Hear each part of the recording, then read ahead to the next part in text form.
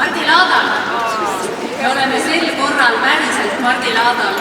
Mardi Laat on kindlasti üks väga traditsiooniline ettevõtmine ja meil on siin ka sellised tegevused, mida me oleme peaaegu et esimesest laadast alates teinud.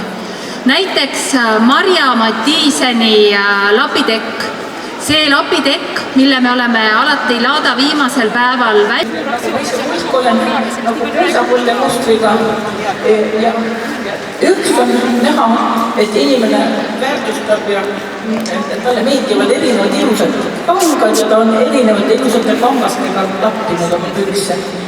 Aga seal on veel väga palju. Nii et tere tulemast Eeterisse muuseum.